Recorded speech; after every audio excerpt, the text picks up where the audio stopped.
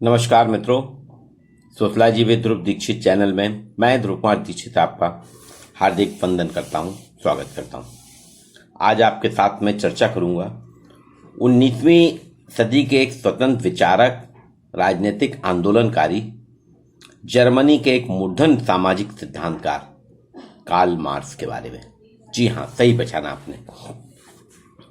1818 मई 1818 में आपका जन्म हुआ था, 5 मई को, और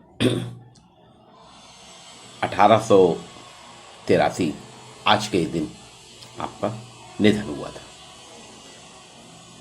कार्ल मार्क्स जर्मन के दार्शनिक, अर्थशास्त्री, इतिहासकार, राजनीतिक सिद्धांतकार, समाजशास्त्री, पत्रकार और वैज्ञानिक समाजवाद के प्रणेता थे। आपका पूरा नाम कार्ल हेनरिक मार्क्स था। 5 मई 1818 को ट्रेनेस, जर्मनी के एक यहूदी परिवार में आपका जन्म हुआ था और 1824 में आपके परिवार ने ईसाई धर्म स्वीकार किया था। पिता हेनरिक मार्क्स वकील थे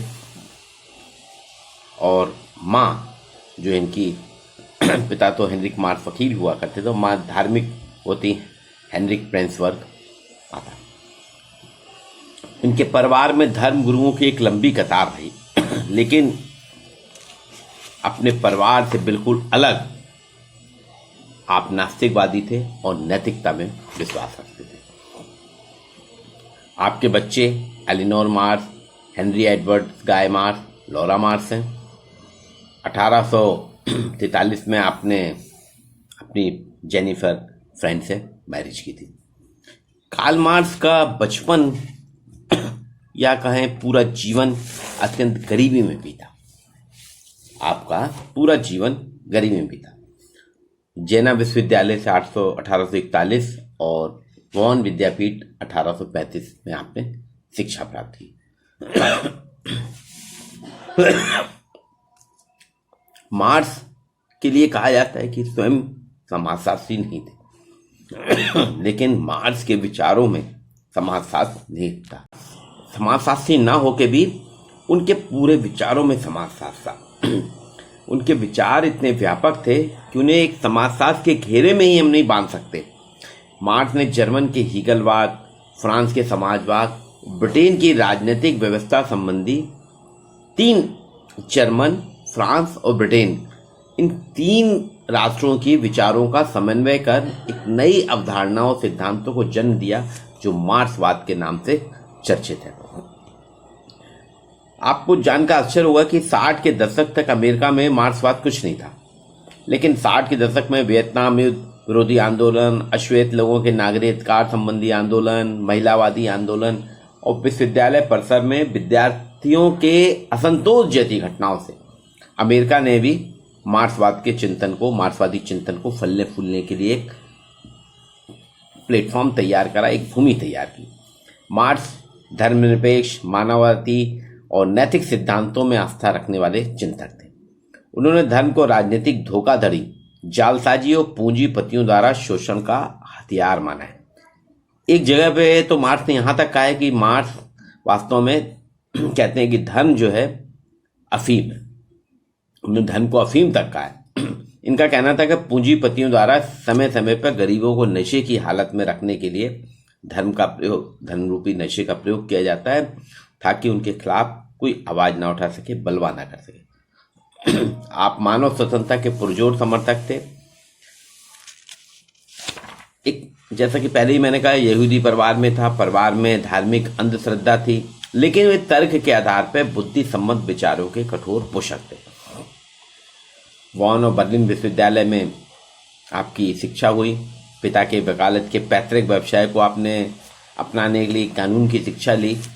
वॉन विश्वविद्यालय में प्रवेश लिया था, लेकिन वहाँ कानून में रुचि कम थी। उनकी धर्म विरोधी संगठन के परिवर्तनवादी कार्यकलापों में आप संलग्न हो जाते, इसलिए उनको कानून की पढ़ाई बीच में ही छोड़ना पड़ी और बर्लिन विश्वविद्यालय में आपने दर्शन शास्त्र का अध्ययन किया। यहाँ के जो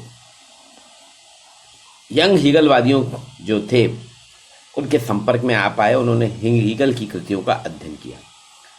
और हीगल की द्वंद्वात्मक चिंतन प्रणाली का इन पर इतना गहरा प्रभाव किया कि उन्होंने इसे आत्मसात कर लिया, ग्रहण कर लिया, और बाद में इसी चिंतन प्रणाली पर आधारित हीगल के द्वंद्वात्मक आदर्शवाद के स्थान पर आपने द्वंद्वात्मक भौतिकवाद की रचना की। हीगल कहते थे पूरा विश्व जो है, समस्त विश्व है मनोजगत, माइंड, दिमाग की उपज है, और इसे पलट कर मार्क्स ने कहा कि नहीं, पूरा जगत विश्व है भौतिक यथार्थ यानी मैटर की उपज है। मार्क्स कहते हैं मनोजगत की, जो मनोजगत है, माइंड की उत्पत्ति भी वस्तुगत यथार्थ मैटर से हुई है। और इसी आधार पर मार्क्स ने एक जगह पे लिखा भी है कि हीगल सिर के बल खड़ा हुआ था, मैंने उसे पैरों के बल पर खड़ा कर दिया। शिक्षा समाप्ति के बाद इनको कोई अच्छी नौकरी नहीं दी। एक व्यावसायिक जीवन के रूप में आपने एक मामूली शिक्षक के रूप में प्रारंभ किया, लेकिन बाद में इसे भी छोड़ना पड़ा। लेखक बनने का मानस बनाया और पत्रकारिता के क्षेत्र में आ गए, और राइन सेटुंग नाम का एक पत्र था, उसका संपादन किया। अमानवीय दशाओं पे आप लिखते थे, जिससे सरकारी तंत्र में खलबली मच गई और सरकार की नीतियों का खुल्लम खुल्ला आप विरोध कर रहे थे। तत्कालीन प्रशिया सरकार ने विरोध किया, जिससे आपको अखबार को बंद करना पड़ा और जर्मनी को छोड़ने के लिए बाध्य होना पड़ा। इस तरह 1843 में आप जर्मनी छोड़ के पेरिस में आ गए। 1843 में ही मार्क्स ने अपने बचपन की एक चहेती जेनी वॉन वेस्टफॉलन से विवाह कर लिया। जेनी उनके पड़ोस में रहती थी और घर में अक्सर आना जाना होता था। जेनी ने उनका आजन्म साथ दिया। कहा जाता है पुस्तकें और जेनी मार्क्स के साथ मृत्यु पर्यंत जीवन साथी रहे। मार्क्स की 1881 में जेनी की 2 साल पहले मार्च से 83 में मार्क्स की मृत्यु हुई। 1881 में जेनी की मृत्यु हुई। पुत्री भी इनकी 43 साल में आकस्मिक मृत्यु हो गई थी, और धीरे धीरे ये रुग्णावस्था में आ गया, और बाद में शारीरिक और मानसिक दोनों रूप से मार्क्स टूट गया, और उसके कारण अंतिम क्षणों में कुछ लिख नहीं पाए। यूरोप में एक उद्योगपति और बुद्धिजीवियों के संपर्क में मार्क्स आए, जहां जर्मन के एक व्यापारी उद्योगपति के पुत्र फ्रेडरिक एंजल से मुलाकात हुई। एंजल से इनकी घनिष्ठता बहुत हुई, और एंजल ने इंग्लैंड में मैनचेस्टर में अपने पिता के कारखाने की देखरेख कर रहे थे। उन्हें अपने साथी बनाया मार्क्स को, और मार्क्स के दुर्दिन में उन्हें बहुत मदद की, बहुत आर्थिक मदद की। एंजल्स के सहयोग के कारण ही मार्क्स ने अर्थशास्त्र की कुटिल चालों, सामाजिक जीवन के गत्यात्मक समझने को प्रयास किया। मार्क्स की बौद्धिक गतिविधियों के कारण 1845 में पेरिस से इनको निष्कासित कर दिया गया। पेरिस के बाद आप ब्रुसेल्स आए, यहाँ साम्यवादी लोगों के सदस्य बन के पुनः जर्मनी लौट गए और आंदोलनकारी कार्यक्रमों में भाग लेने लगे, जिससे इन्हें पुनः देश निकाला दे दिया गया। और उसके पश्चात वो लंदन आए और जीवन पर्यंत लंदन में रहे। लंदन में ही 1883 14 मार्च आज ही के दिन आपकी मृत्यु हुई। घोर गरीबी में बीतने के कारण आप राजनीतिक आंदोलन में जो भी इनका खर्चा होता था, एंजल्स के आर्थिक सहयोग से होता था।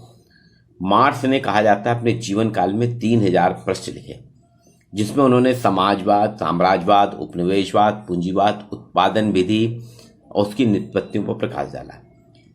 इनकी पूरी वैचारिक सोच उत्पादन, प्रोडक्शन मोड, उत्पादन पावर, प्रोडक्शन पावर, उत्पादन की शक्तियां, उत्पादन संबंध, प्रोडक्शन रिलेशन, इंफ्रास्ट्रक्चर, अधोसंरचना, वर्ग संघर्ष, अलगाव, वर्ग चेतना, अतिरिक्त मूल जैसे अवधारणाओं के ताने बाने में थी। इनका मूल जो अध्ययन था, केंद्र बिंदु औद्योगिक व्यवस्था के कारण निम्न कामगार वर्गों के अमानवीय दशाओं की पीड़ाओं को उजागर करना था। कामगारों का मनोभाव, सभी समान पीड़ा के अधिकार थे, जिसे इन्हें बताया। इन्हें 3 किताबें लिखी हैं 1844 में। पवित्र व्यवहार, दर्शन शास्त्र की दरिद्रता, पॉवर्टी ऑफ फिलॉसफी, आर्थिक और दार्शनिक पांडुलिपि, जिसमें आर्थिक और दार्शनिक पांडुलिपि तीसरी इनकी महत्वपूर्ण किताब है। इन्होंने अलगाववाद, एक श्रम की स्थिति बताई, जिसमें वेतन भोगी का अपनी उत्पादन की क्रिया, उत्पादन, उसके बेचैन दोनों पर कोई नियंत्रण नहीं रहता बेचने पर। मार्क्स ने अलग अलग पूंजीवाद के सिद्धांतकार थे। पूंजीवादी समाज के सिद्धांतकार के रूप में उन्होंने प्रख्यात ग्रंथ पूंजी, कैपिटल, दास कैपिटल नाम का एक ग्रंथ लिखा, जो बहुत फेमस है। इसने फैटिज्म तथा प्रकट और यथार्थ जैसे विषयों का विवेचन किया। एडम स्मिथ और रिकार्डो जो राजनीतिक अर्थशास्त्री थे, उनके विचारों का समर्थन करके आपने कहा कि समस्त धन संपदा का स्रोत श्रम होता है। जितनी भी प्रॉपर्टी है, जितना भी पैसा, इसका स्रोत, इसका सोर्स जो है, रिसोर्सेज जो है, वो लेबर है। और इसी के आधार पर मार्क्स ने श्रम के मूल सिद्धांत लेबर थ्योरी ऑफ वैल्यू का प्रतिपादन किया। आपने बताया कि वस्तु के उत्पादन की अवधि में किए गए श्रम के वास्तविक मूल्य से श्रमिक को कम श्रम मूल्य देके बचा लेता है, उसका मूल हड़प लेता है, और यही बचाया मूल जो है सरप्लस वैल्यू, अतिरिक्त मूल कहलाता है। और पूंजीपति अतिरिक्त मूल को अपने पास बचाकर इसका पुनः निवेश इन्वेस्ट कर देते हैं, और ये प्रक्रिया पूंजीपतियों के व्यवस्था के परिचालन का आधार बन जाती है। पूंजीपति निरंतर अमीर होते जाते हैं और गरीब श्रमिक जो है निरंतर गरीब पे गरीब होता चला जाता है। आपने द्वंद्वात्मक भौतिकवाद का प्रतिपादन किया। हीगल के द्वंद्वात्मकता को ने फॉरबॉक्स से भौतिकवाद की धारणाएं लेके द्वंद्वात्मक आदर्शवाद के स्थान पर आपने द्वंद्वात्मक भौतिकवाद प्रस्तुत किया। मार्क्स का विरोध भी बहुत हुआ है, इनकी काफ़ी आलोचना हुई। काफ़ी मार्क्स की वर्ग रचना, वर्ग संघर्ष, सामाजिक जीवन को निर्धारित करने की अर्थव्यवस्था की जो निर्णायक भूमिका की बात करते हैं, अधिसंरचना, अधोसंरचना, ऐतिहासिक भौतिकवाद, इन सब की काफ़ी आलोचना हुई है। लेकिन अल्थुजर, हैबरमास, होर्खीमर, लुकास, ये 9 मार्क्सवादी कहलाते हैं जिन्होंने इनको पुनर्विवेचन और संशोधन की मांग की है। लेकिन फिर भी आज भी मार्क्स जीवित है। आज भी समाजशास्त्र में जो चर्चा होती है, मार्क्स के पहले का समाजशास्त्र और मार्क्स के बाद का समाजशास्त्र, मतलब before marks and after marks पे चर्चा होती है। इन्होंने कुछ तर्क दिए हैं।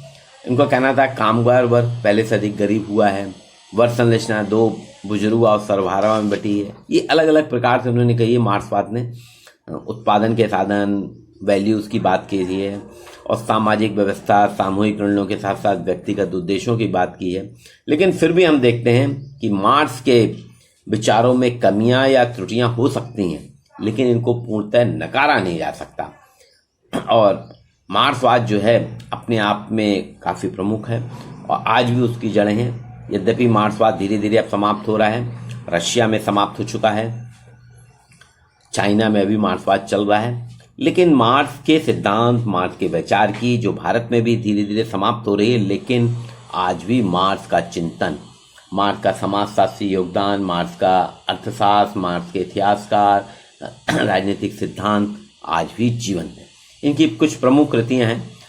द जर्मन आइडियोलॉजी जो एंजल्स के साथ आपने 1845 में लिखी, 1847 में द पॉवर्टी ऑफ फिलॉसफी, 1848 में आपका है manifesto of communist party with Engels के साथ आपने लिखी है। 1850 में the class struggle in France, the 18th Brumaire of Louis Bonaparte 1852 में, capital a critique political economy 3 volume है इसके, 1867, 1885 और 1894 में आए। Economic and philosophical manuscript of 1844, ये 1959 में इसका रीप्रिंट हुआ। ये कार्ल मार्क्स की पूरी जीवन थी, कार्ल मार्क्स का बायोग्राफी थी। आज 14 मार्च को आपका निधन हुआ है और उनकी पुण्यतिथि है, जिसपे 1883 में आपका निधन हुआ था 14 मार्च को, और 5 मई 1818 आपका जन्म है। तो हम सभी समाजशास्त्र के विद्यार्थियों को कार्ल मार्क्स को जानना बहुत जरूरी है, कार्ल मार्क्स को पढ़ना जरूरी है, कार्ल मार्क्स के सिद्धांतों को जानना जरूरी है। इसी संदर्भ में उन्हीं को याद करते उनके आज पुण्यतिथि पर ये वीडियो मेरा उनको समर्पित है।